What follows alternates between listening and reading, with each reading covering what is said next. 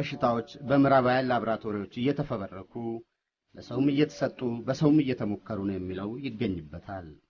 በሽታዎች የተሰጣቸው ሰዎች መመራመሪያ መሆናቸውን ሳያውቁ ጭምር መድኃኒት ይሞከርባቸዋል ይባላል። በዚህ ረገድ በዓለማችን ለሚሊዮኖች ሞት የሆነውና እስከ ዛሬም ድረስ በመግደሉ የዘለቀው ኤችአይቪ ኤድስ የምዕራባውያን የላብራቶሪ ውጤት ነው የሚል የሴራ ትንታኔ ሲነገር ለብዙ አስርት ዓመታት የዘለቀ ነው።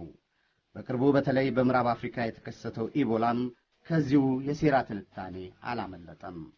በሽታ እየተፈበረከ የሰው ልጅ በዘር ተለይቶ እንዲያልቅ የተወጠነ ሴራ ውጤት ናቸው የሚባሉት ኤችአይቪ ኤድስና ኢቦላን አይነት የድብቅ ዘመቻ ትንታኔን ለማጣጣል የሚቀድሙት ደግሞ ራሳቸው ምዕራባውያን ናቸው።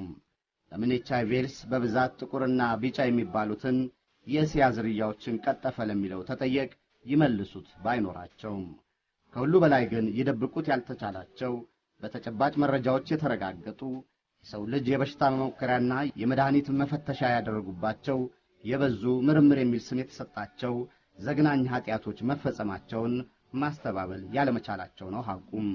በዚህ ረገድ ዛሬ የአሜሪካን ኃጢአት እየበዛ ይነገር እንጂ እጃቸው በዚህ ኃጢአት በደም የጨቀየ ሀገሮች የበዙ ናቸው።